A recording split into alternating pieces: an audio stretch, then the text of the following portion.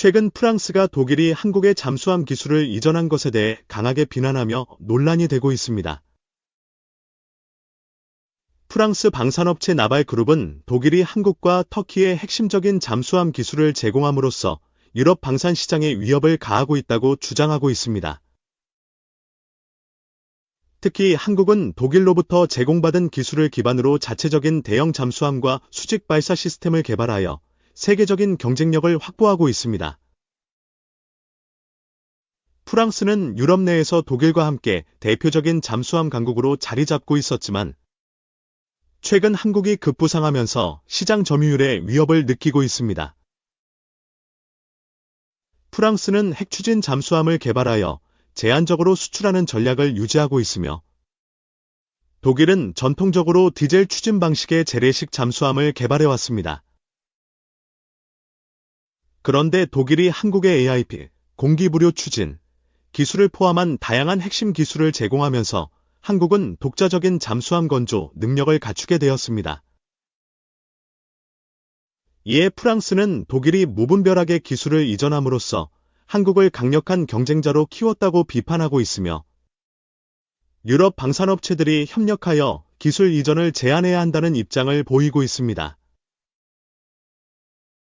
나발그룹은 최근 국제방산 포럼에서 독일이 한국과 터키에 제공한 기술이 유럽의 방산 산업에 장기적으로 부정적인 영향을 미칠 것이라고 강조했습니다. 반면 독일 측에서는 한국이 단순한 기술 이전을 받은 것이 아니라 이를 바탕으로 독자적인 연구와 개발을 통해 독일도 예상하지 못한 수준의 기술력을 확보했다고 반박하고 있습니다. 한국은 209급 잠수함을 도입한 후 이를 개량하여 독자적인 설계 기술을 확보하였으며 3000톤급 도산 안창호급 잠수함을 성공적으로 개발하여 세계 시장에서 높은 평가를 받고 있습니다. 프랑스의 이러한 반응은 최근 한국이 폴란드를 비롯한 여러 국가의 방산 수출을 확대하면서 더욱 거세지고 있습니다.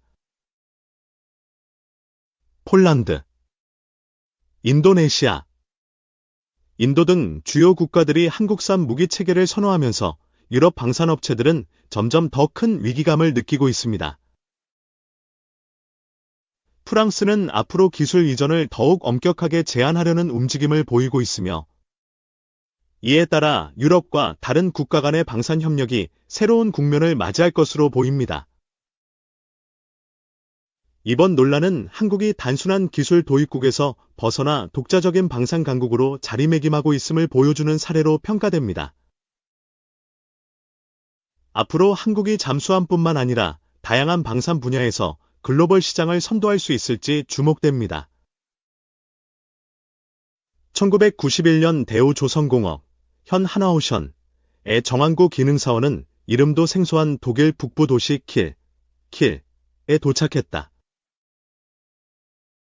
이 도시는 2차 세계대전의 전설로 불리던 잠수함 유보트를 건조한 하대배 HW 조선소가 있는 곳이다. 동료들과 도착해 독일어라고는 벼락치기로 배워 인사말 몇 마디 할 줄 알던 그는 잠수함 공정 기술 훈련에 투입됐다. 1980년대 북한의 잠수함 전력에 위기를 느낀 정부가 독일의 잠수함 기술을 바닥부터 배우자며 보낸 이들이었다. 이 시기에 하대배 조선소에서 정씨처럼 잠수함 기술을 배운 한국 기술자가 150명에 이르렀다. 정씨가 맡은 파트는 잠수함 핵심 장비 소나원 파탐지기에서 이어지는 수백 가닥 케이블 설치 작업이었다. 지난 11일 하나오션 서울 남대문 사무소에서 만난 정안구 59 기원 생산직 최고 감독자 직급은 시속 200km로 달리는 아우토반보다 킬조선소에서 처음 본 복잡한 잠수함 구조가 몇 배는 더 충격적이었다고 했다. 창원기계공고 정기과 졸업 후 1983년 당시 선망받는 직장인 조선소에 취업했던 정기원의 인생은 그 후 잠수함 케이블로 이어졌다. 잠수함에서 소나를 중심으로 뻗어나오는 케이블만 약 600가닥. 평균 길이는 20m에 달한다. 늘어놓으면 12km에 달해. 장보고급 잠수함, 길이 56m를 107번 항복할 수 있다. 케이블을 오가는 정보는 수만 개에 달한다고 한다. 잠수함의 실핏줄인 셈이다. 수천 개의 표적을 동시에 탐지하고 위험도가 높은 수십 개의 표적에 대해선 위치, 방향, 속력 등 세부 정보까지 확보한다. 센서 무장 통신항의 체계가 합쳐진 전투 체계에서 이 정보들을 빠르게 처리하고 적 위치를 파악해야 선제 타격에 나설 수 있다. 정기원은 이후 독일에서 한국 첫 수입 잠수함으로 생산된 한번함 장보고함 건조에 참여했고 국내로 돌아와 두번함 이천함 건조에도 참여했다. 이후 잠수함 총 9척 건조 작업에 참여했다. 국내 잠수함 총 21척 중 거의 절반에 그가 엎드린 채 손 한 뼘 겨우 닿아 설치한 케이블이 깔렸다.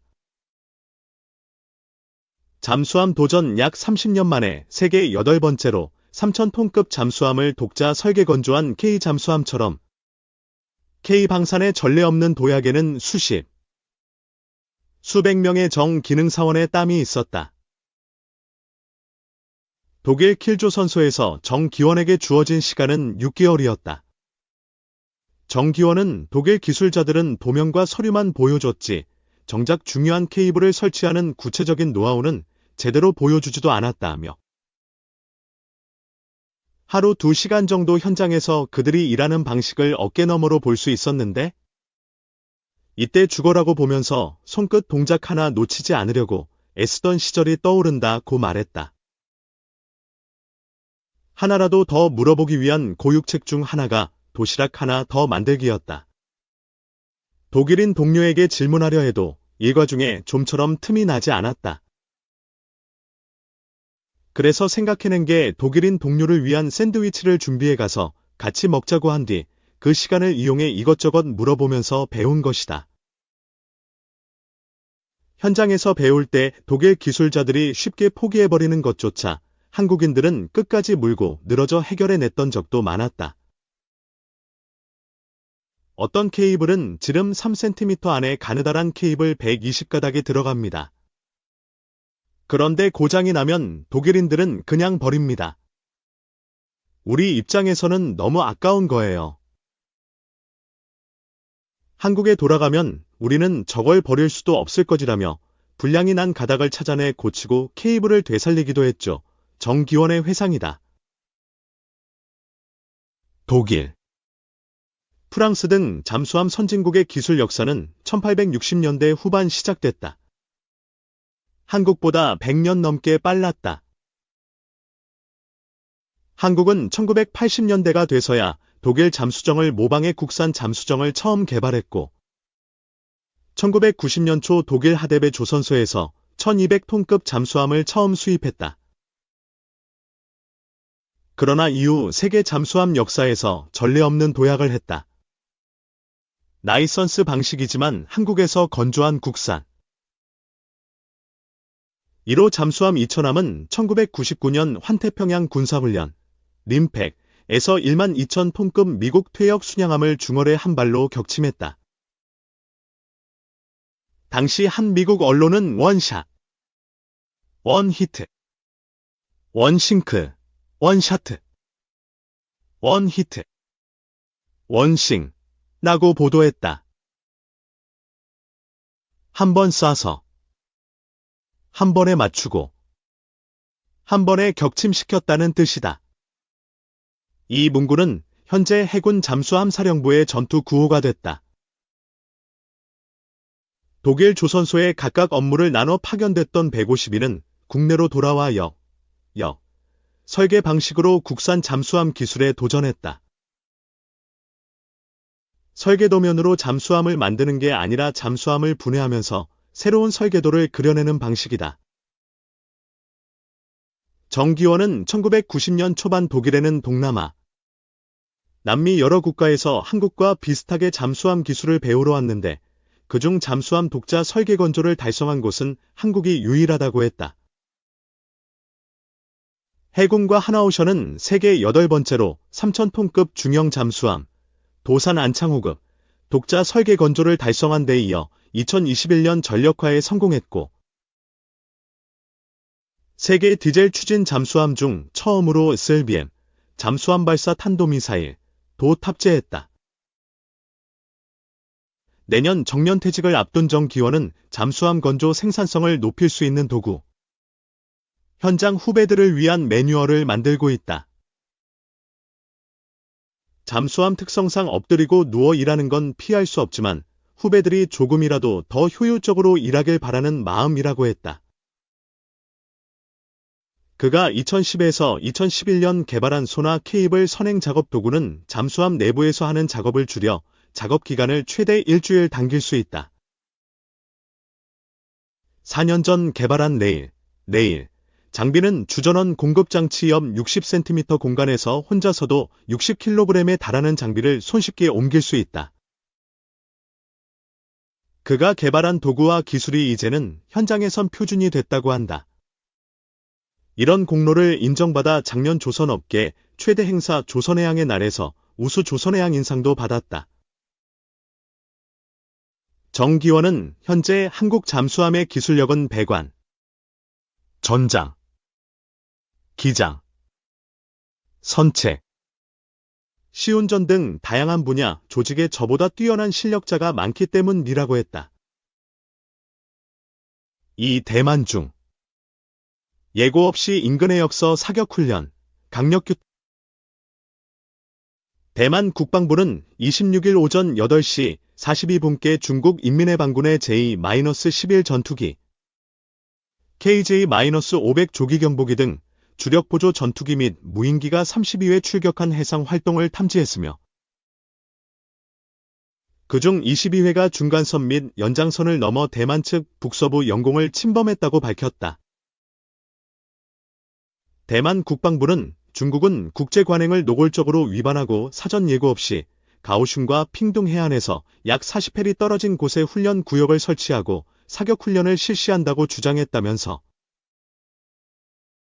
국방부는 이를 강력히 규탄하고 해군, 공군, 육군 병력을 즉각 파견해 감시, 경비하고 적절한 조치를 취하도록 했다고 전했다. 대만 국방부는 또 이러한 움직임은 국제선과 해상 선박의 항해 안전에 큰 위험을 초래할 뿐만 아니라 지역 안보와 안정에 대한 노골적인 도발이기도 하다면서 세계가 평화를 지향하는 이때 중국의 움직임은 중국이 거듭 천명해온 상호 존중, 공동 번영 건설 등 평화 공존의 원칙과 완전히 어긋나는 것이라고 지적했다. 아울러 대만 국방부는 중국이 최근 베트남과 호주 해안에서 실시한 사격훈련, 필리핀에 대한 군사적 억제력 및 현상 유지를 훼손하는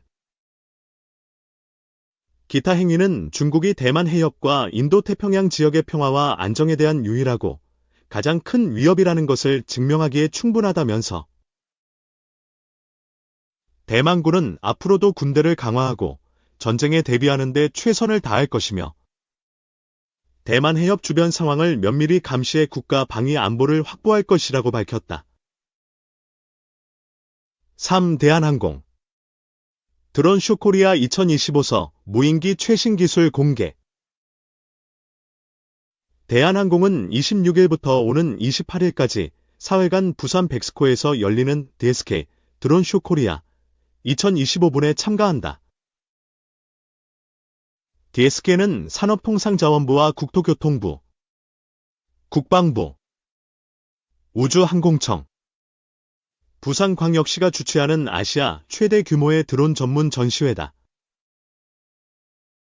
올해는 행사 10주년을 맞아 역대 최대 규모인 15개국 306개사가 전시에 참가한다. 대한항공은 DSK 참여 업체 및 기관 중 가장 큰 규모로 부수를 운영한다.